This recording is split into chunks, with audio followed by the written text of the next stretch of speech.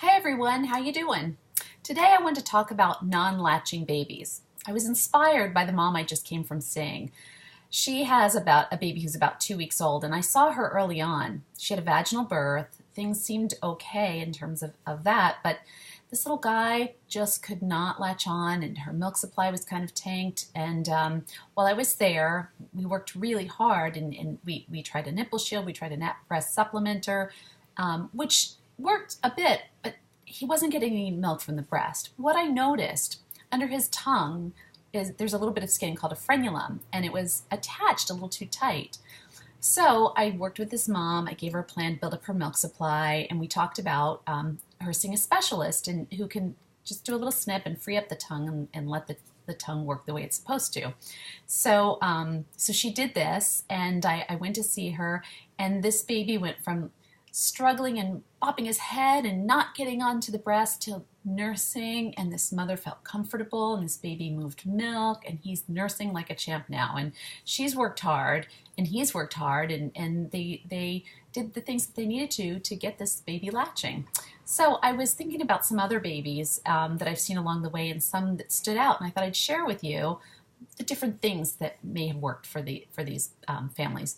So I think of one. This baby was born, it was a pretty dramatic birth, and he was sort of stuck for a while, and he had this calcified hematoma. Like it was like this big little, almost like a baby unicorn on his head that was hardened. And the mother had a beautiful milk supply.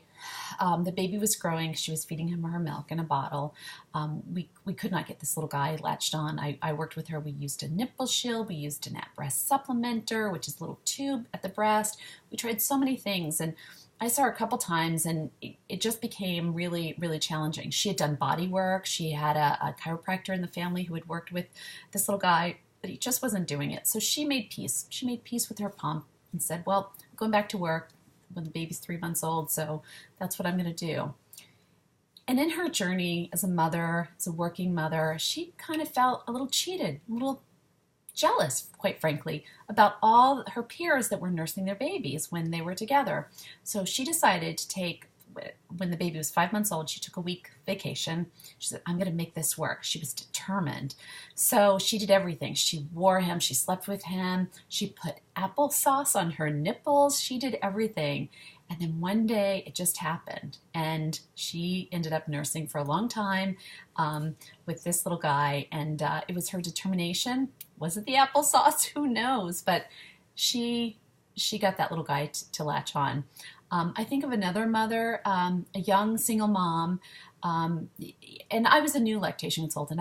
I didn't have as many skills. I don't know. I don't remember everything that happened. This was quite a while ago, but we worked really, really hard. She worked hard, again, protected her milk supply, and she was in my neighborhood. And one day I was walking, and I saw her wearing her baby, kind of with that confident new mom walk, instead of the kind of like freaked out one. And I was happy to see her with this new level of confidence. And I said, how's it going? She goes, he nurses great. I said, what did it? What made this baby latch on? And she said, I had a heart-to-heart talk with him, and he listened and he latched on. And that was so powerful. I've shared that with many moms with whom I work. If your baby's not latching, or if you're having a hard time, sit down and talk to your baby. They can hear you. They understand what's going on. There was another baby who had been through a really, really rough birth, long labor, ended in a cesarean, a lot of asymmetry, meaning that there was sort of molding of the head and, just a really uncomfortable baby. This baby could barely close her mouth. She was kind of like, even with a bottle, it was hard to feed her a bottle. And so what we did is we sent this baby for craniosacral therapy. After the first session, that baby latched on for about 30 seconds, and it was a triumph because this baby had never latched, couldn't close her mouth really appropriately.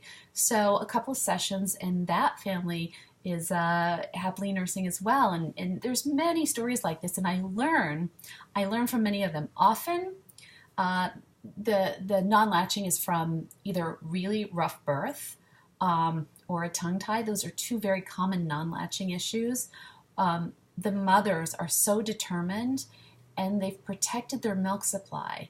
Milk supply is so vital to, I always talk about it being two puzzle pieces. You've got the baby who can latch and you've got the mom with the good milk supply, and you bring those two puzzle pieces together and that's what you get. So anyway, it was an inspiring day for me, and if you've had a baby who's not latching, I encourage you to not give up. Seek the help of an IBCLC, somebody who's skilled, knows what they're doing. Have a heart-to-heart talk with your baby. I don't know that I recommend applesauce on a young baby, but you know, figure out, because if a baby's not latching, it's because they can't. Something's bothering them. So with time, perseverance, and some knowledge, you can get that baby to latch on. See you next time, and let me know what you want to know about, and I'm happy to share. Bye.